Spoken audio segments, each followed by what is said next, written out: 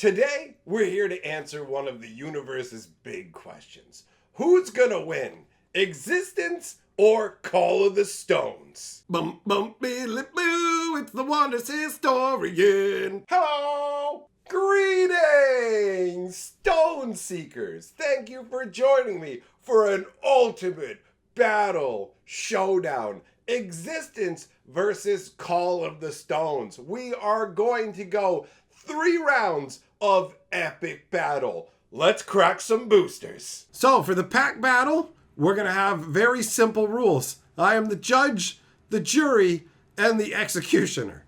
I decide which pack wins. We're going to do basically best 2 out of 3, but we're doing all 3. So even if some packs win 2 in a row, we're still going to go and see if they can do a clean sweep. So we're going to do the first Wonder set Existence versus the second set Call of the Stones. We're using collector boosters, and we've controlled these for the presence of OCM. So there is 0 chance of an OCM skewing the results. It's just going to be regular collector booster action, one-on-one. So let's dive in with round 1. And you know what? We'll start with set 1. Whoop. Let's slide it over here.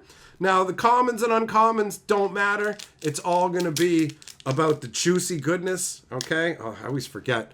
Existence packs are way tougher in terms of opening. So I should have had a pair of scissors here ready to go. Now, because I've pulled the packs off camera, feel free to call it a fix. I rigged this, so I get to decide the winners. But again, I judge everything, so who cares? What are you going to do?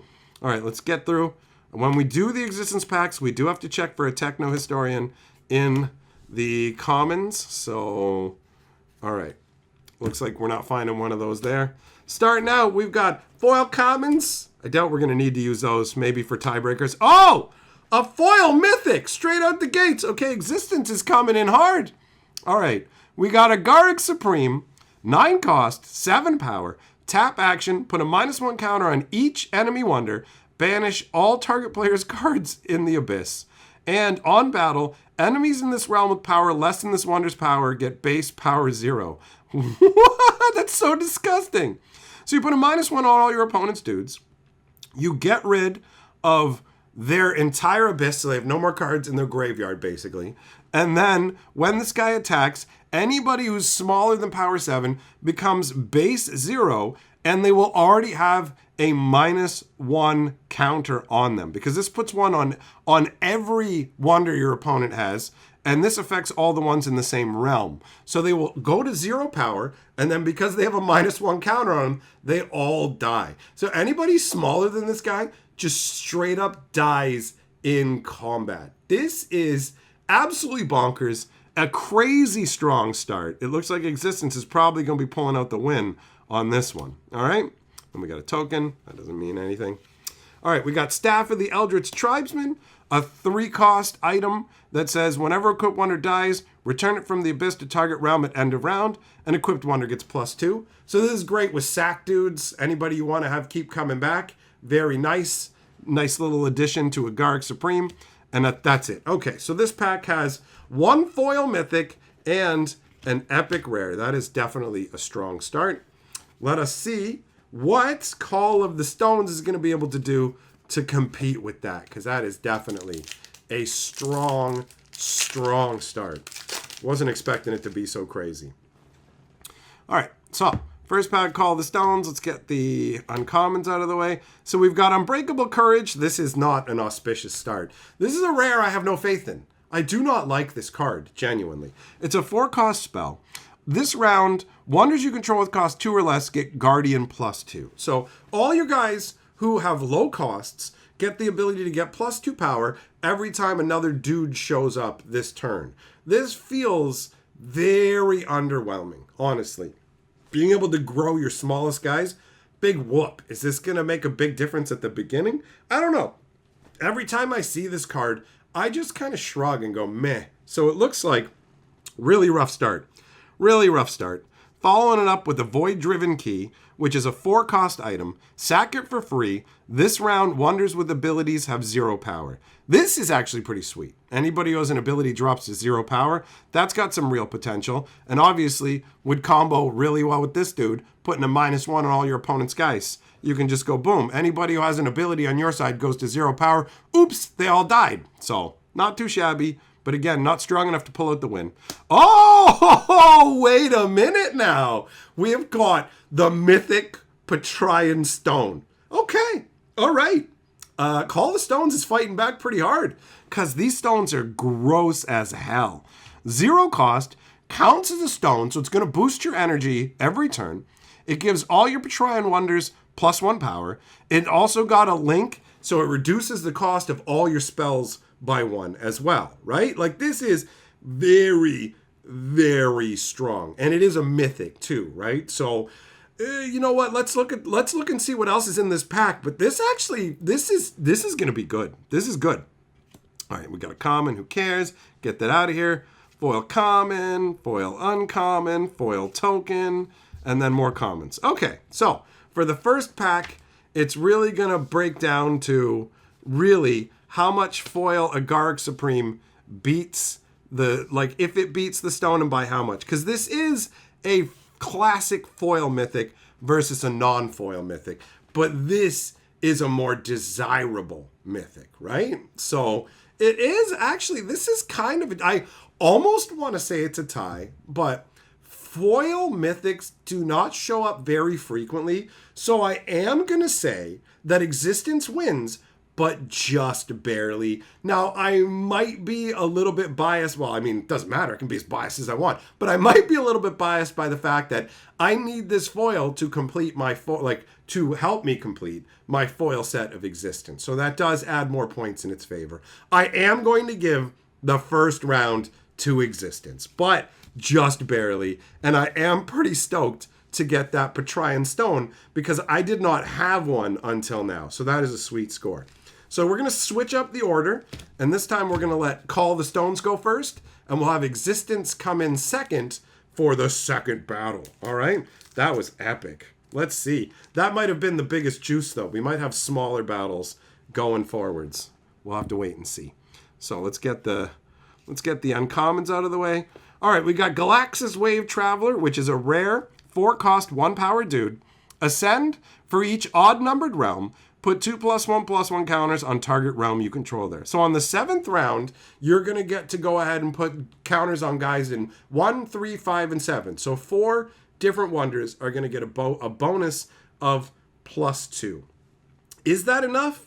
I don't know. It depends on the strategy that you set up. I've definitely seen much crazier Ascend abilities, so this is somewhere in the middle for me. Then we've got an epic rare as well, Slagfoot the Crushing Furnace. This is the guy who just destroys tokens. I like him. 6 cost for 9 power, so you get a big fat body. And then every round end, you can just destroy a token. So if your opponent has a token strategy, you can just hose them. I definitely like that. Another epic rare, Serena Bloomcatcher. 5 cost 7 power. On arrival, return target land you own from the abyss to this realm. So if one of your lands has hit the graveyard, basically, slap it back into play. Very nice. That is not too shabby at all. Might not always be useful, but it is sweet to have. So we've got 2 epic rares in this pack and a regular rare. Then we go into common, foil rare, Chio Patchfinder, 3 cost, 4 power. If you control a pirate, this guy costs 1 less, and he's attuned. So you can play him without spending one of your actions and make all your other pirates cost 1 less. And if you are set up with the orbital link, which you obviously want to be, he only costs 2. So you can put him out for 2, get a 4-power guy, not spend an action, and make him cost 1 less, I should say, by having a pirate. So you could theoretically put him out for 1 and no action, which is actually pretty sweet. And okay, all right, a formless epic foil. These packs, I rigged this. I want to be very clear. I have X-ray vision. I checked these packs ahead of time, and I did this intentionally. It's all skill. Okay, we've got a Xenobot Kraken, 7 cost, 7 power. It's got call, so you can manipulate the position of another wonder when you put it out. Tap it for free. Enemies here get -4 this round. That's really nice, actually. That is genuinely very strong. I like this a lot, especially since you can theoretically use call if you want to move guys into his realm so he can shrink them down. That's pretty ballin'. All right, and then we've got common. So this is a big swing, right? The, what is it? Existence pack has a heavy fight coming up against it here. Let's give this a little more space. All right. So, second round for the existence pack. What do we got going down? Let's take a look. First of all, let's see if we can find a techno historian because I collect those. Bonus points given for techno historian action. Okay, none in the front. Check the back. What do we got? Nothing there either. Okay. So, we have a foil common, doesn't matter. Foil common, doesn't matter. Foil token, okay.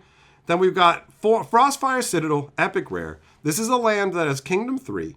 Whenever you draw your second card in a round, all your Thalwyn dudes get +1. That's not too shabby. A nice little boost for your guys. Can't complain about that. And you can play multiple of these, so that can stack up if you have 2 of them out. And then we've got an epic rare Mira Vorai, 3 cost, 3 power. At the beginning of each odd-numbered round, you may return a spell you own with cost 3 or less from the abyss to your hand. And on the 7th turn, she goes from 3 power to 7 power.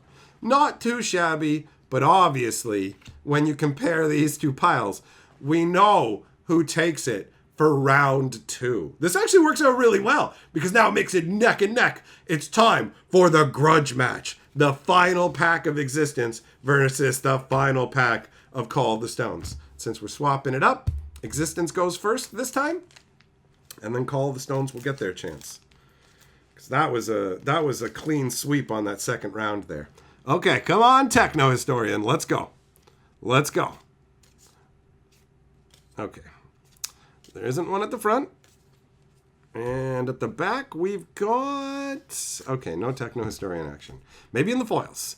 Foil common. Foil... Oh, foil. What is this? Foil epic? Is it an epic rare? Yeah, it is. Okay. Grailheart Forgotten Death Marshal.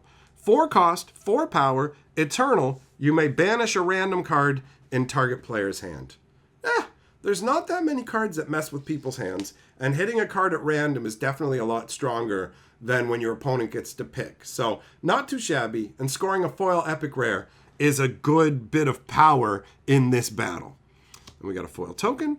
We got Ongle Pod. Check out the Ongle on my dongle, big boys. We got 3 costs, 3 power. Opponent spells cost 3 more to play. This is fun if your opponent's playing a spell-heavy deck, right? A nice little, sorry, bro, it's going to cost you a lot more. Not too shabby. And then underneath, what do we got? An epic rare. Okay. Summon Crushing Rock. 6 cost spell. Destroy all wonders in target realm. As part of the cost, you can sack an untapped land. If you do, this costs 3 less. So you can theoretically wipe out all the guys in one realm for only 3 energy, or 2, obviously, if you have the orbital link, which most of the time you're going to. So really, it's functionally probably going to be 2, which is really cheap to take out all the guys in a realm. But you do have to give up one of your lands. You can't do it with the tapped land, right? But there are ways to get lands back. We just saw one. So, not too shabby. This is a strong start. Let us see how Call of the Stones answers the challenge of this booster. For the final and defining round, crowning a champion, let's see what it be. Final booster pack. Here we go.